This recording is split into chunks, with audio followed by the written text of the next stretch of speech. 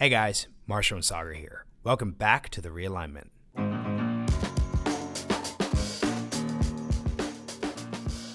This week, we sat down with Eliana Johnson, the Washington Free Beacon's new editor-in-chief. Eliana got her start at Fox News and National Review, rising through journalism's ranks to become one of DC's top political reporters, covering the White House for Politico.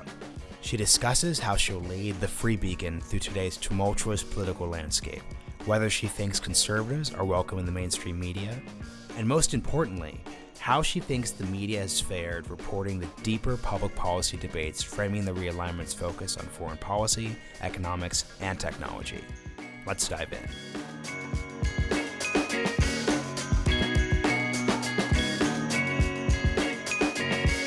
Eliana Johnson, welcome to the Realignment.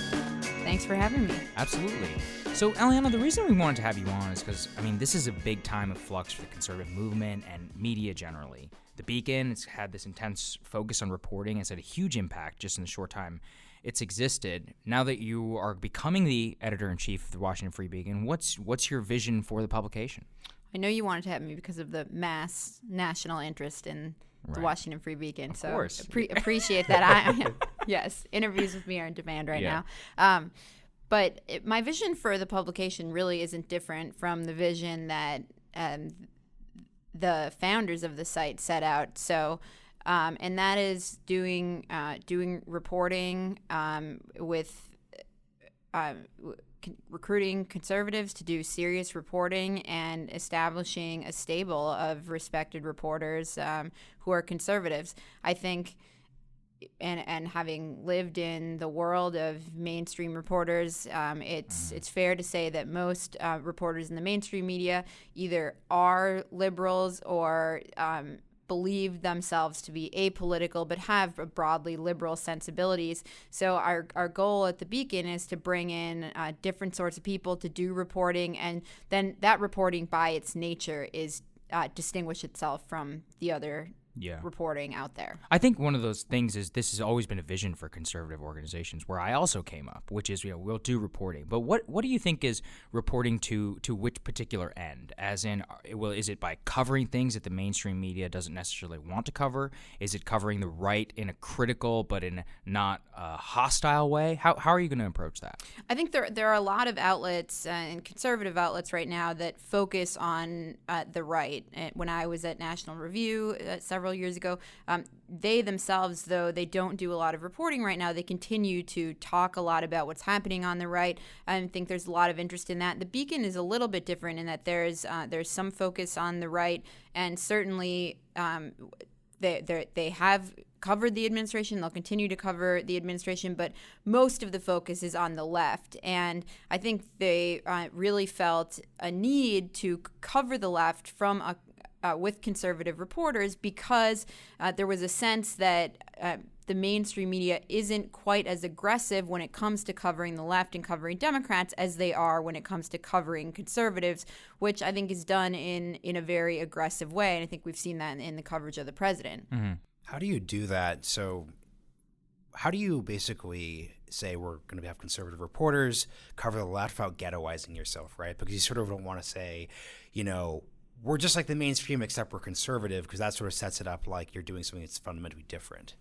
Well, I think that it's the product speaks for itself. And one of the worst criticisms, I think, of reporting is, this outlet is conservative or that outlet is liberal.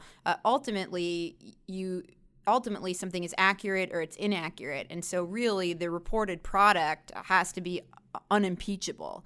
And so criticism from conservatives that the New York Times is X or the Washington Post is Y is sort of weak. I think you have to talk about a particular article and whether it's accurate or it's inaccurate. And so the Beacon will have an impact either because its reporting is accurate or it's inaccurate. And I don't really fear being ghettoized because people characterize the outlet in a particular way. I think critics are coming from a place of weakness if they have to attack the outlet rather than the reporting.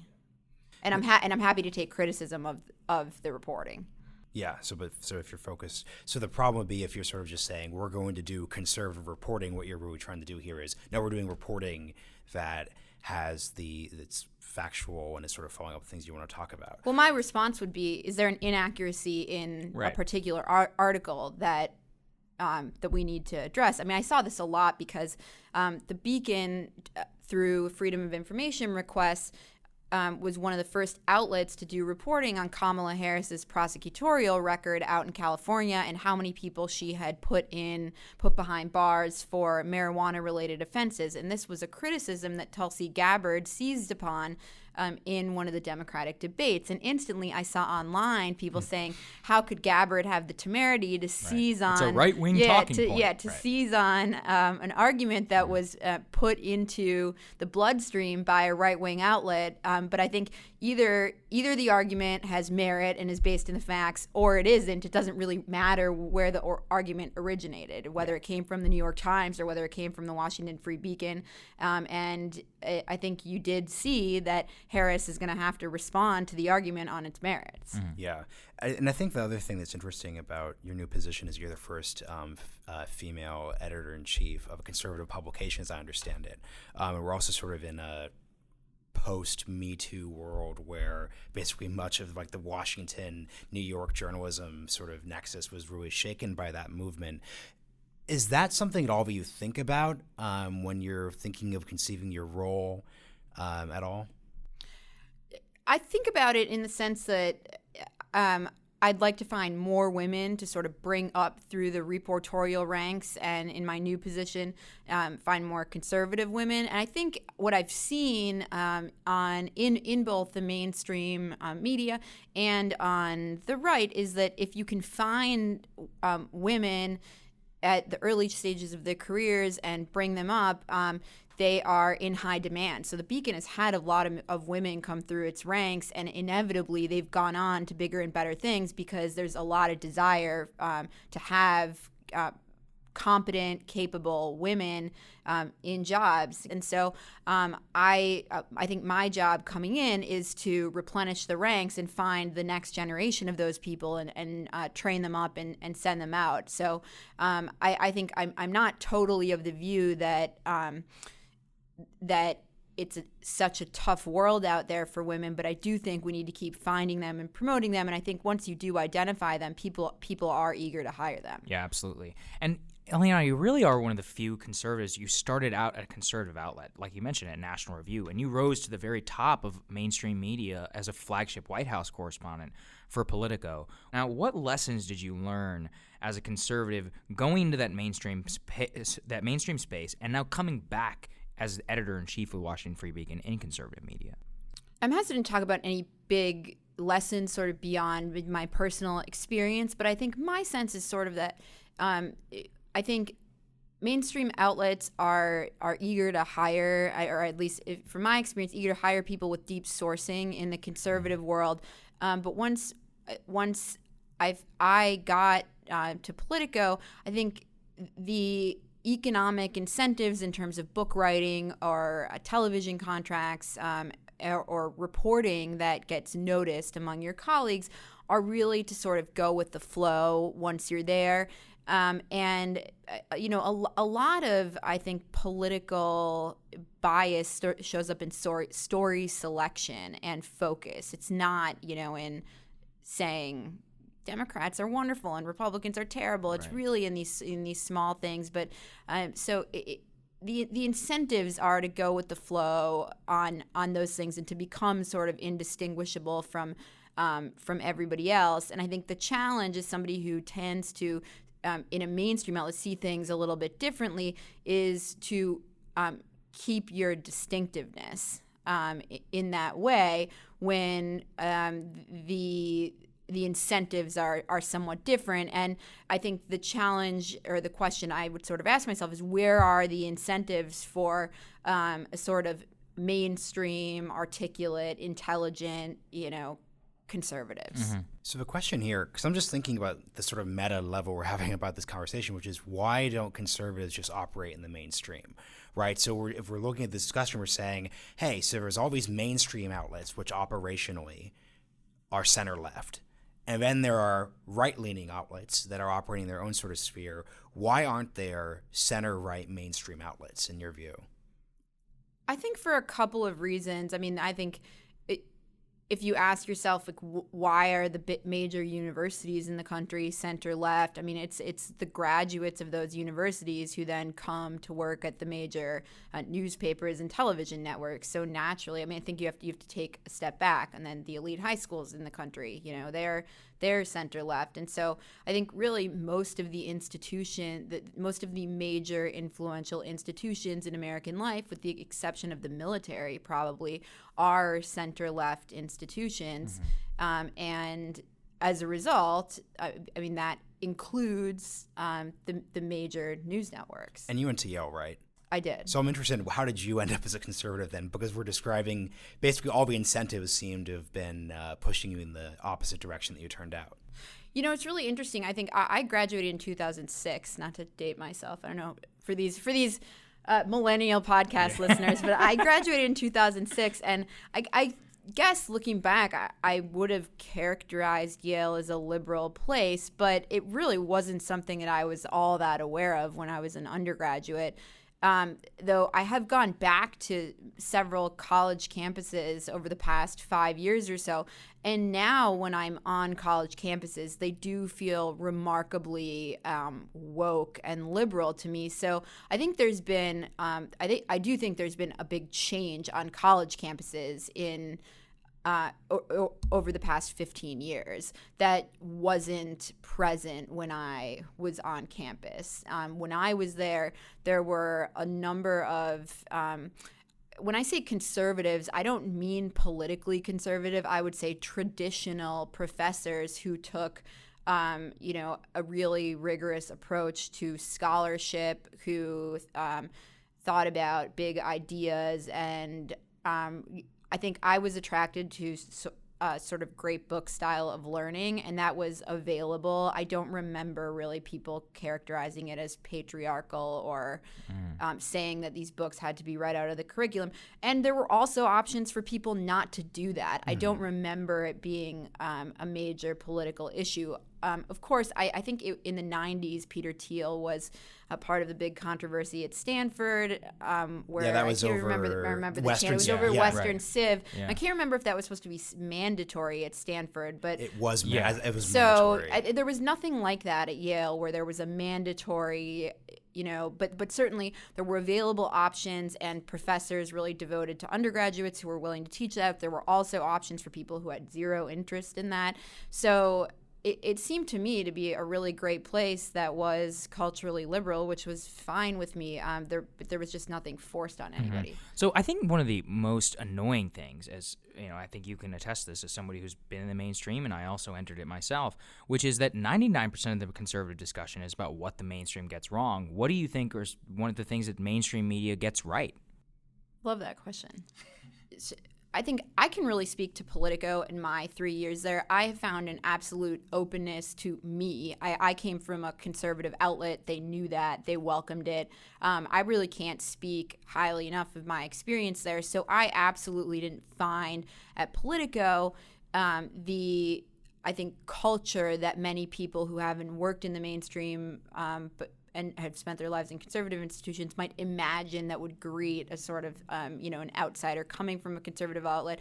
And in fact, had been told, we really need you and want you because we want, different ideas. I have a sort of, a sort of wild sensibility that I think fits well with what Politico was trying to do. But they liked that. They were aware of that.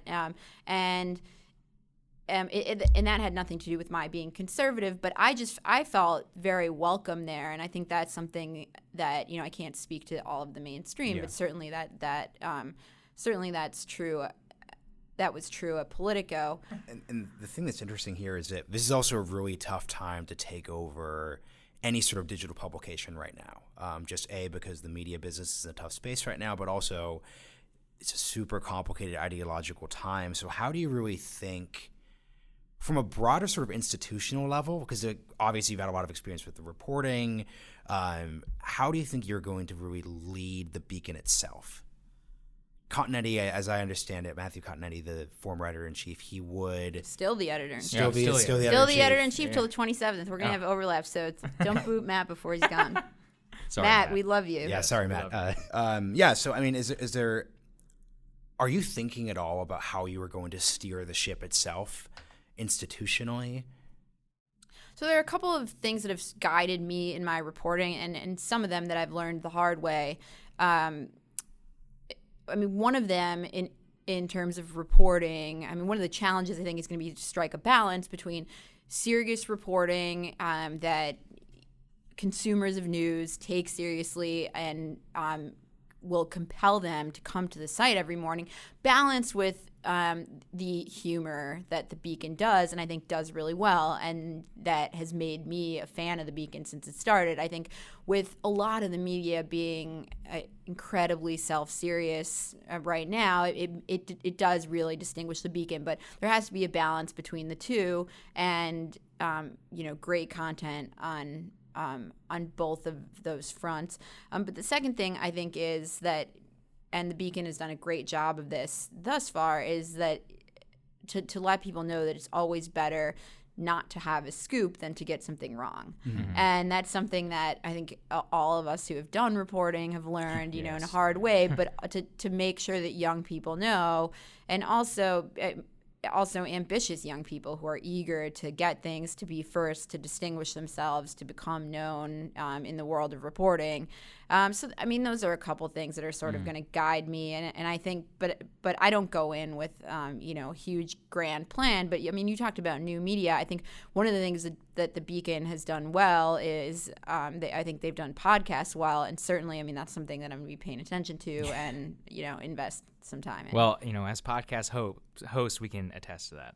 But what I'm hearing from you is very much an emphasis on reporting and on building this into a news organization, much more so than it is now. But your predecessor, Matt Continetti, he made it a point of kind of cataloging the forces and the figures navigating the post-2016 debates. That's really what we try and do a lot here. So in the announcement of your hiring, the Free Beacon was described by BuzzFeed as neoconservative. Do you think that that's an accurate description? And how, if it was or isn't, how will you change it going forward? Everybody seems to have a different understanding of what it means to be a neocon, but that's why it's a great pejorative. Exactly. But I will say, that I think the Beacon is unapologetically pro-Israel. And so if that's I'm happy to say that it's a neocon publication if that's what they mean. If that's what it means. I'm not really quite sure what the term means beyond that. I think the Beacon is generally hawkish, though we know it's not quite clear what that means right now. But at the end of the day, like, we don't run editorials. We don't have an editorial line. We do reporting, and we're more sympathetic towards some politicians than toward others. A question. This is actually a useful question for this podcast, because what we're interested in is cataloging the debates that the right's having right now. What issues aren't up for debate? So, for example, you just said, you are unapologetically pro-Israel. That's not something we could see the right changing on. Are there any other issues which you think are just pretty settled? Like whether it's tax cuts, whether it's... I mean, it's hard to find issues that seem like they're just like certain. I don't think there's a big debate about life on the right. Right. It happens not to be an issue. I mean, I'm not particularly passionate about the issue, but it doesn't seem to me to be a matter of enormous debate on the right. Guns seems fairly settled to me. Like, there always seems to be a lot of enthusiasm about the issue, and it just doesn't seem like there's going to be a lot of movement on that. So what's so interesting is that the three issues you named, obviously the Israel issue has foreign policy, but these are cultural issues. I was going to say, I mean, they're really cultural issues, and it does fit with, I mean, Trump is a cultural president. I mean, people broadly understand that a lot of his supporters view I think they watch what he does with some amusement, but mostly they just feel that he's on their side in a lot of these culture wars, whether it's they generally don't like that somebody football player injects kneeling for the national anthem into what they're watching sports on Sunday, or there's a lot of these. It's these hard other to keep track. these other fights that Trump has picked. He is not engaged in the day-to-day of the tax bill on Capitol Hill, or the upcoming budget fight. I mean, the fights he does engage in on a day-to-day basis are these cultural fights that I do think are important to his voters, because those are the battles they feel they're losing. I mean, that's the sort of, I think, culture that they feel they're losing. And I actually think it's less about being, anti-immigrant than they feel that, whether it's 1,000 immigrants or 100,000 immigrants to come into the country, like, are people going to continue to stand for the anthem? Is there a unified culture behind sort of doing things like that? Absolutely. And part of what we're trying to do here is kind of litigate and navigate what all these discussions are. And so Trump is really, if anything, what he's done is he's shifted the Overton window in professional Washington on the types of things that are being litigated, especially on the right. This actually brings us to an interesting thing, which is, who do you think some of the leaders of the post-Trump right on these ideological issues would be? So, we've identified, I guess, J.D. Vance and Josh Hawley are probably ones that immediately come to mind.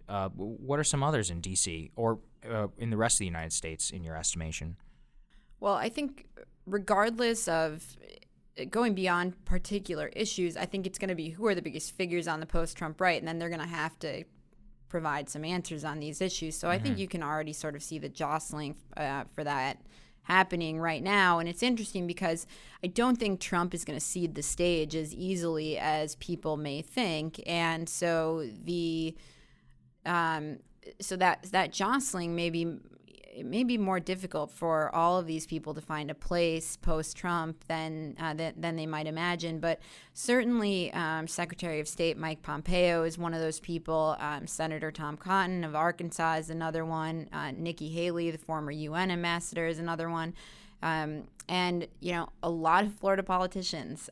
Governor Ron DeSantis has tied himself pretty closely to Trump. Senator Rick Scott, another one. And the Florida Senator Marco Rubio. So I think in a 2024 presidential race, these are all people you could see. And those people are, if they run, are all going to have to talk about these issues. Yeah. Do you think so? Something your still co-editor-in-chief would write about were sort of the forces. He'd write columns on the different forces that are shaping the rights, whether that's the paleocons, the libertarians, the reformicons. Yes. There's so many. I'm trying to go through all different levels of cons. Do you think that is something you're going to continue, or are you sort of more focused on reporting, considering your background? Well, Matt will continue to write the column, okay, and so we'll continue to have that on the site, which is great. And he sort of has always had this analytical bent, and I come to the site with a reportorial background, so I hope to report. And we're thrilled that Matt will continue to do the column and provide that sort of analysis for the site. So I think the challenge will be continuing to do the reporting. I mean, as Matt well knows, I think writing and editing is tough to do together, but he did it, and I hope to do it as well.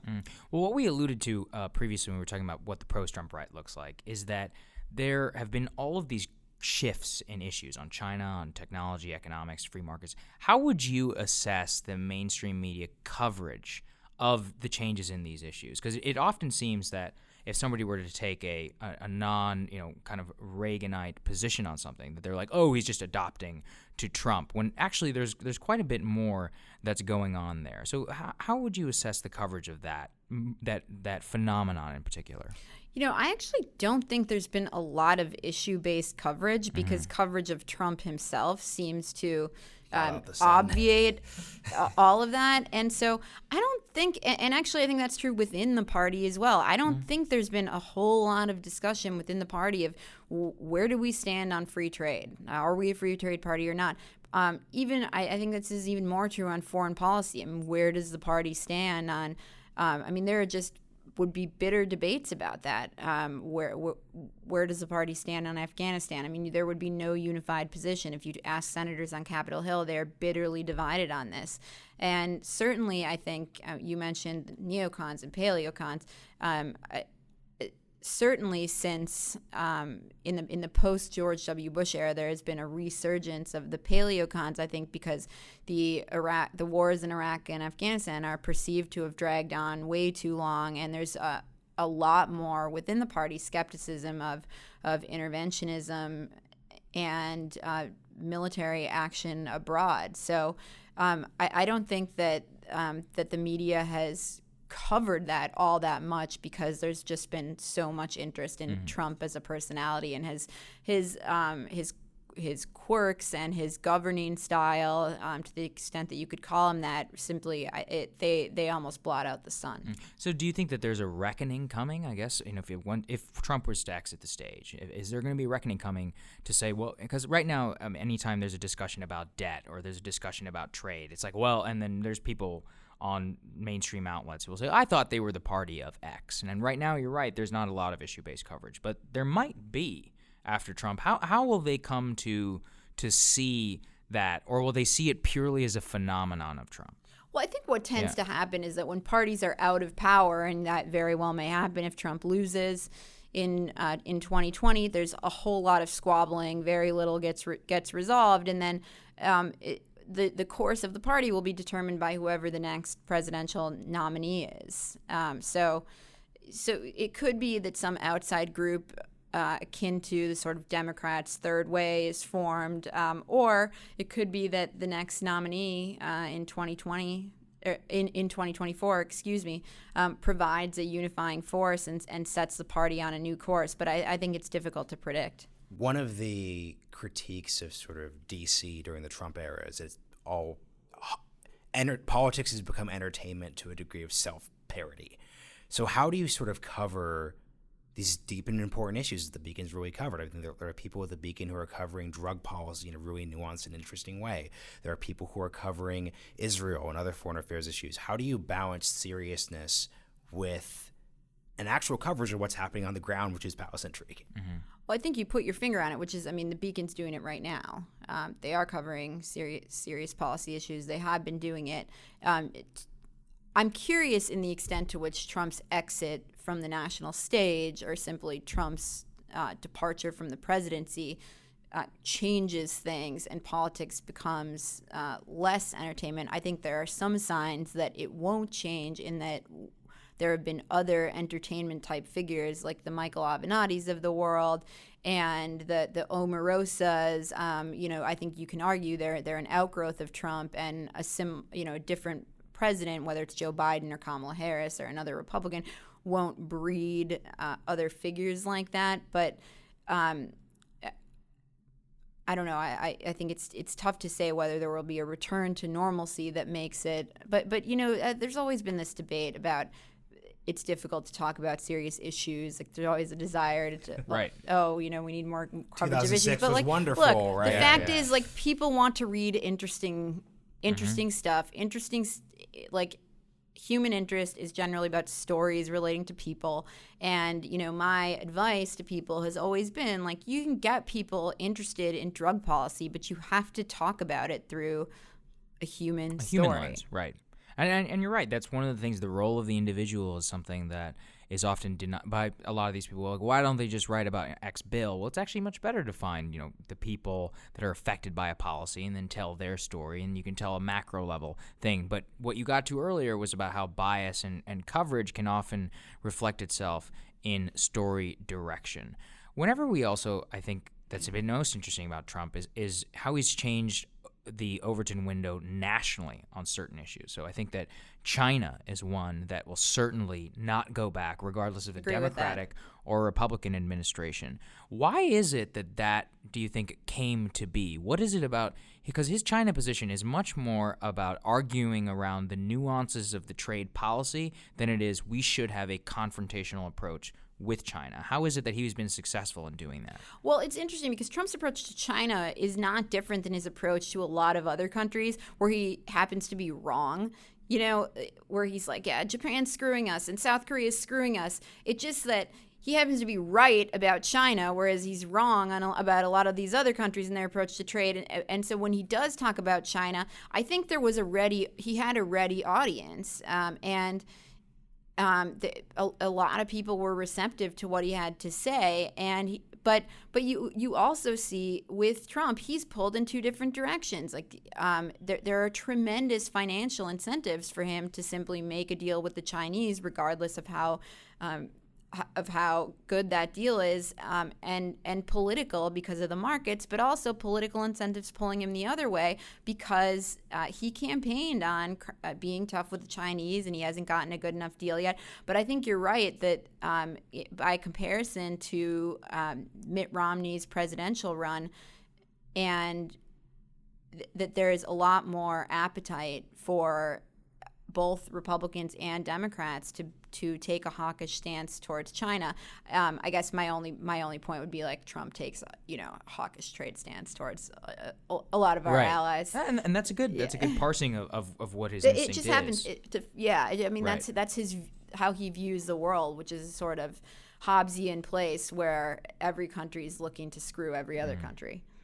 So another thing that I thought was interesting there was he's normalized the stance on China. Has he normalized the use of government power within the conservative movement? Do you think, because that was always, particularly after the Tea Party wave, we saw this large backlash against President Obama, against his use of executive orders. Now the president has used them on several occasions. Do you think that if they're in the future of conservatism, one of the things that we talk about here on the Realignment is that it's okay to make a choice, which means that it's okay to make a policy choice, but that it means also embracing conservative use of the executive branch or of government power generally. Do you think that has changed up on Capitol Hill based on your reporting experience? Well, it depends what government power for what. I mean, I don't think that his tariffs have become popular, whereas I do think that that his sanctions policy has a bigger fan base on Capitol Hill.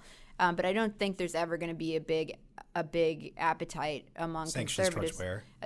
Iran sanctions. Right. I think Republicans were by and large okay with him sanctioning Venezuela and associated individuals in the country. Russia sanctions. So it depends. It depends. But also, yes, he's used executive orders. The thing is, I don't think conservatives in governing positions were ever really that serious about limited government.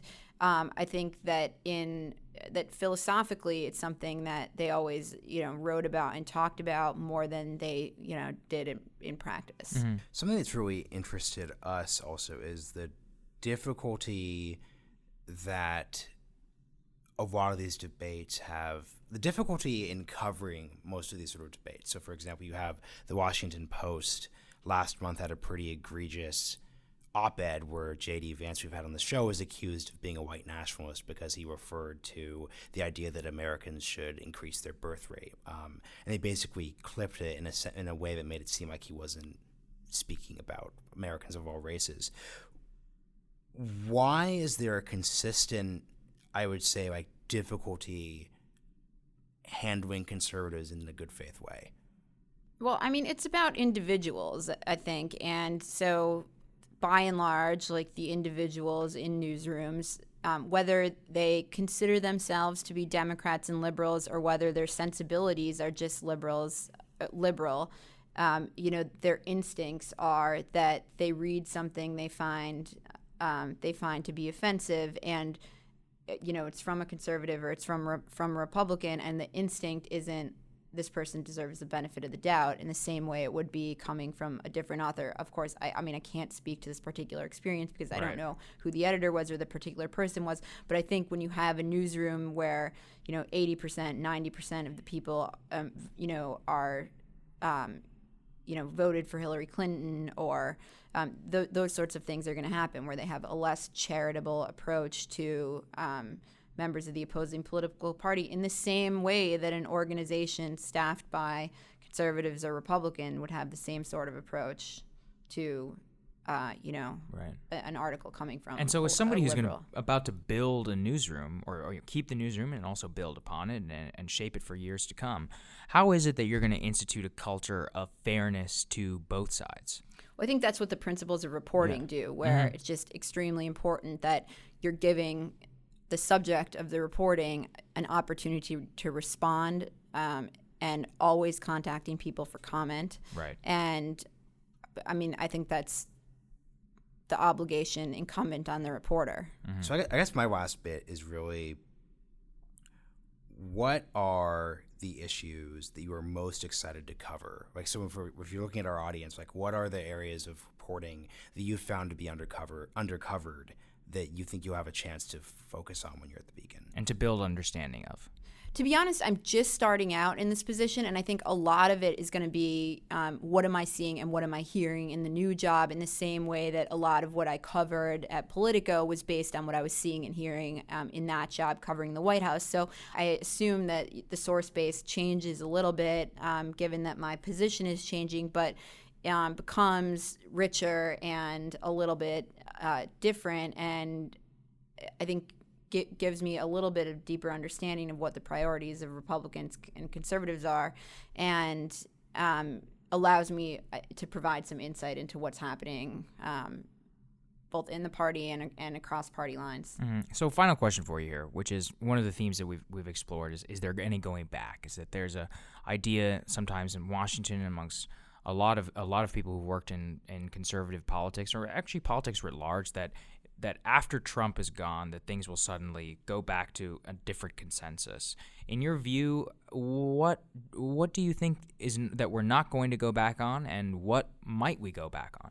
Well, you touched on one of the issues, which is China, where I don't think there's any going back, but I think Trump was incredibly useful in a lot of ways in exposing the fact that Republican Party leaders really didn't understand their voters. And granted, I think it's correct that the base of the party is changing, but I also think he exposed usefully that GOP leaders were out of touch with their voters. And so I don't think there's any going back, because now that disconnect has been exposed, and a lot of the politicians in the party are acutely aware of that. So on trade, I don't think there's any going back. On China, and I think Trump identified it. My former colleague Tim Alberta writes about this in his excellent book, American Carnage, that Trump identified that a lot of Republican politicians were afraid.